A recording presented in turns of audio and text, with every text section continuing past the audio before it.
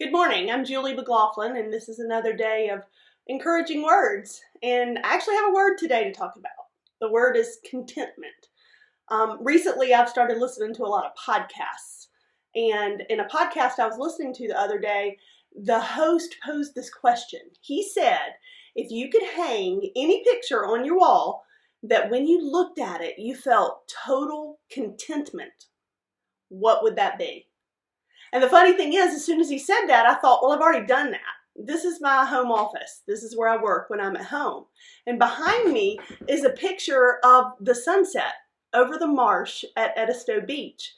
Edisto is my happy place. It is where I feel contentment. And I think that's because I stay super busy when I'm at home and I'm constantly doing something and I'm constantly watching something or looking for something. I'm constantly busy. Part of it is this. I'm on my phone a lot. I'm on my computer a lot. I love TV. I love to read books. I'm constantly involved in something else that's keeping my mind busy. That's not a bad thing. But I think when we do that, we stay so busy, we forget about what's really important.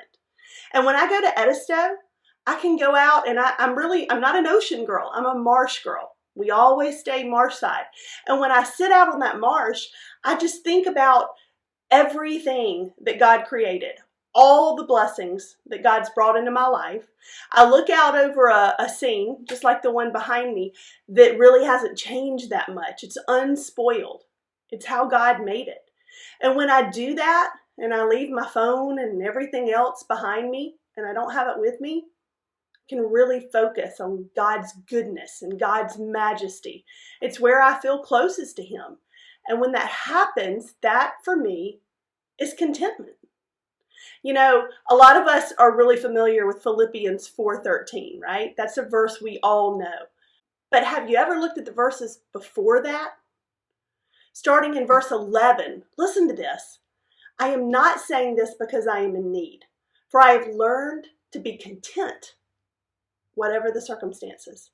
I know what it is to be in need, and I know what it is to have plenty. I have learned the secret of being content in any and every situation, whether well-fed or hungry, whether living in plenty or in want. I can do all this through Him who gives me strength. So contentment, if you have a picture of real contentment, that picture is actually not a beach at Edisto, it's Jesus Christ. And when I'm there, that's when I can connect so well and so easily. And I can talk to Him and I can listen to Him and I can just bask in all that He is. So my word of encouragement for you today is to remember Philippians 4:11 through 13. Remember, we can do all things through Him. And one of those things is we can find contentment. And in a world that's so crazy and so busy, like the one we live in, especially with all the uncertainties that are swirling around us right now in the midst of a pandemic, knowing that we can find contentment in Him, that is an encouraging word. And if it's harder because your world is so noisy right now, find your place. Hang a picture on the wall.